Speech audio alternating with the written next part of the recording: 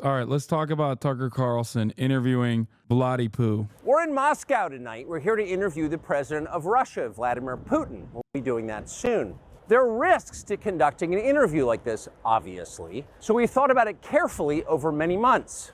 Here's why we're doing it. First, because it's our job. We're in journalism. Our duty is to inform people. 2 years into a war that's reshaping the entire world, most Americans are not informed. They have no real idea what's happening in this region, here in Russia or 600 miles away in Ukraine. But they should know. They're paying for much of it in ways they might not fully yet perceive. The war in Ukraine is a human disaster. It's left hundreds of thousands of people dead, an entire generation of young Ukrainians, and it's depopulated the largest country in Europe. But the long-term effects are even more profound. This war has utterly reshaped the global military and trade alliances. Well, you get crap for interviewing a Houthi teenager. I mean, the people that say that will also compare it to this most likely and make it seem like some random Houthi teenager is the same as like Vladimir Putin. But it doesn't really matter. Apparently, Lex Fridman is also taking flack. Yeah, because he said that it's good that Tucker is interviewing Vladimir Putin. Here's my position on this. One, Tucker Carlson is not a real journalist. He's never been a real journalist. He is a charlatan. He's a hack. He's a propagandist in the misinforming variety. Do I believe that you shouldn't interview Vladimir Putin? Of course you should. There is definitely a purpose to interviewing Vladimir Putin. The problem is you're not going to get any actual real conversations out of Vladimir Putin. That is just the absolute truth. And it's certainly not going to be Tucker Carlson doing real journalism. One of the things in this situation is that like there are real journalists showing the Russian perspective on the war, except those journalists are in jail. Vladimir Putin put them in jail. So, like, I'm sorry, but that's a little crazy when you got American journalists in jail. That's insane, brother. Like, I'm not the, Vladdy Poo is Hitler. What is happening? It's Putler, all this shit. Like, I'm not one of those people at all. I do believe that you can interview anyone and everyone. I would love to interview Donald Trump, for example. My controversial opinion on this is that no one is above, like, being, I guess, asked questions and actually participating in that kind of conversation. Even including Nazis.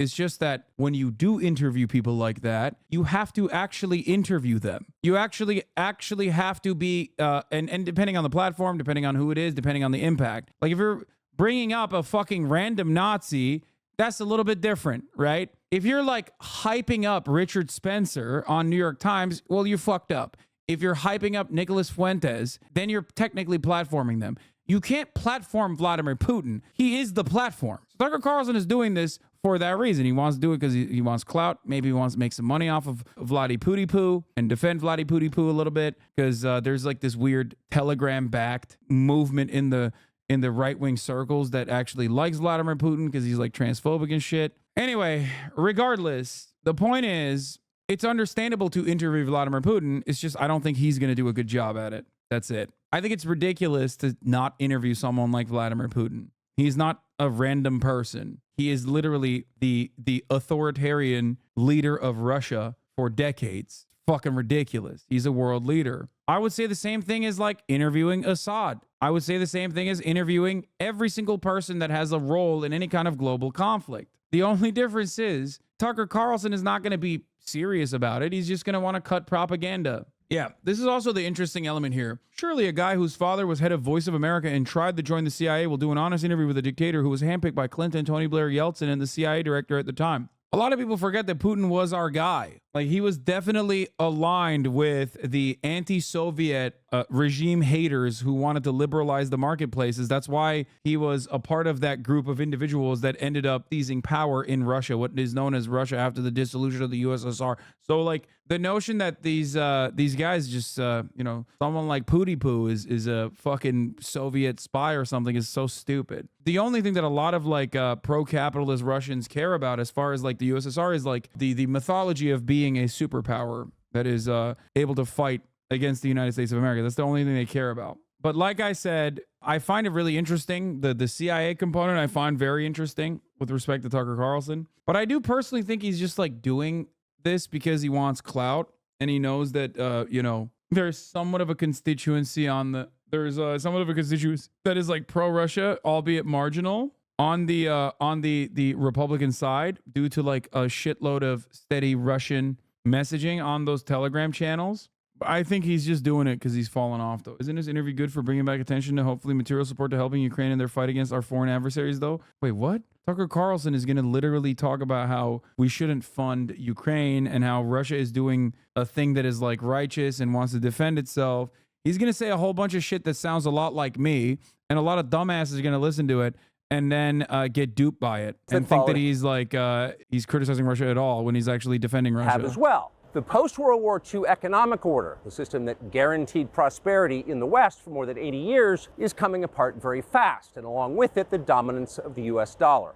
These are not small changes. They are history-altering developments. They will define the lives of our grandchildren. Most of the world understands this perfectly well. They can see it. Ask anyone in Asia or the Middle East what the future looks like.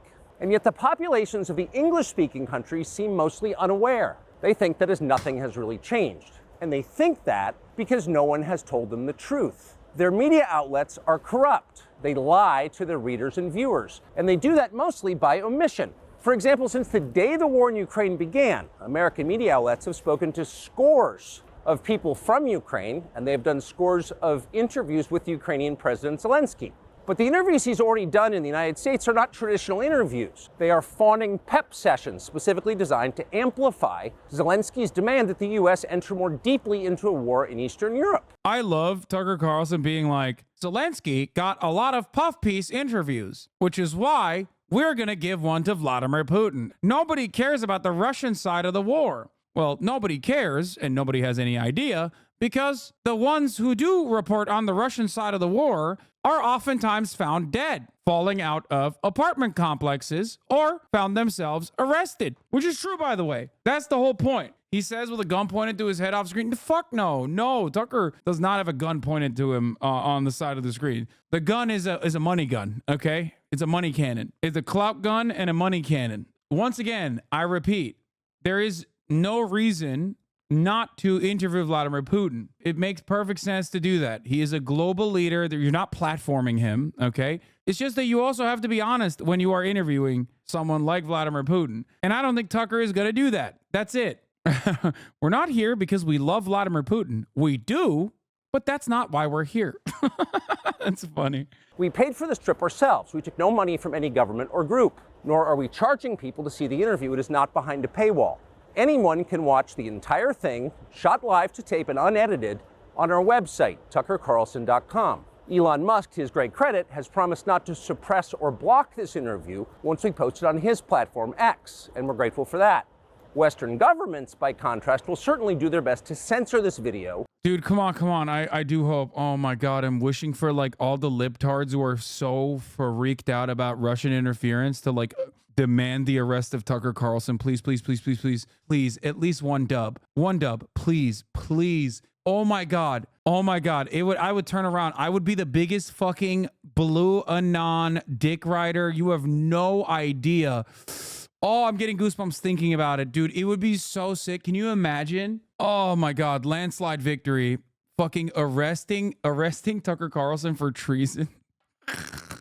Oh, it'd be so sick. It would be totally a violation of my principles as far as like journalism and how it should be protected and all that stuff. And yes, deep down inside, I do think that would be not great, but it would be kind of cool if it happened. I would look the other way just for once. You know what I mean? Tucker's going to get sent to a Mordovia penal colony for having some Nelk Brothers Zin in his luggage.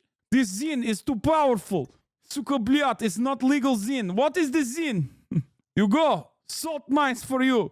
Imagine who the right wing would want to trade with Russia to get Tucker out of prison. Biden will do that just like he sent the feds down to own Greg Abbott. Oh, yeah. Dude, many opportunities for Biden to kind of come across like actually Dark Brandon here, and he's just flubbing all of them. No fucking movement on the federales coming in and taking over Texas. No activation of the National Guard even at the behest of the federal government.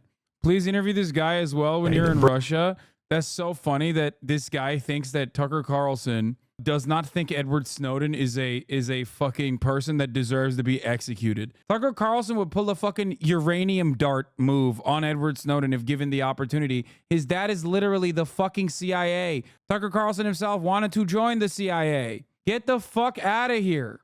Edward Snowden is a right-wing pro-Russia hack now. It does not matter what Edward Snowden says now. Edward Snowden, in my mind and in my heart, will always be an American hero. It is a damn shame that he had to fucking tuck tail and run to Russia to escape the American criminal justice system and military tribunals. Fucking ridiculous. Yes, he did a very brave and very patriotic thing. Russia was like the 7th country, and the only one that accepted him, Hong Kong, was too scared of daddy USA. I'm interested to watch this Putin interview, not gonna lie. It'll probably be a shit puff piece, though. Of course it will be. That's such a backward statement. In the common mind, someone flees Russia to the US. Wait, what?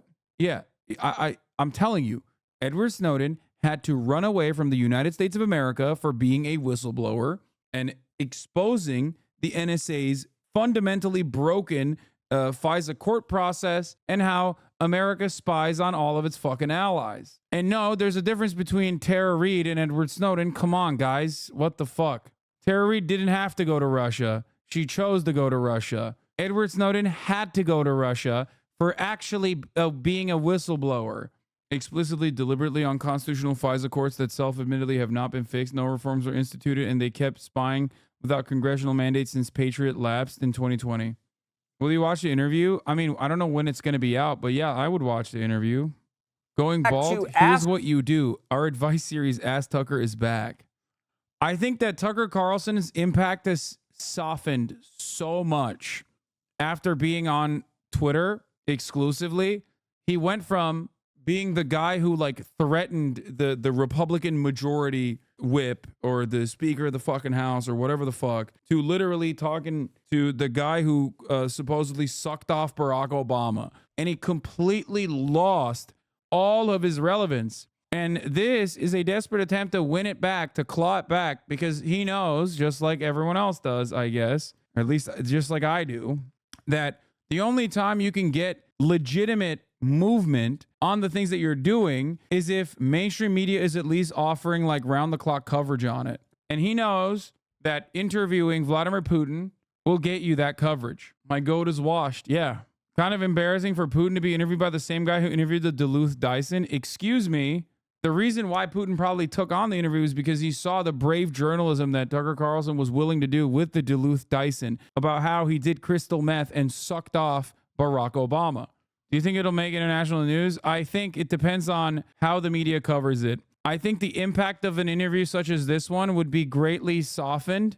It would be just like irrelevant for the most part if the media didn't cover it. If they do cover it, then it definitely will have more, more of an impact. More people will like pay attention to it. They'll go crazy over it. It's a Twitter interview. Otherwise, nobody gives a shit.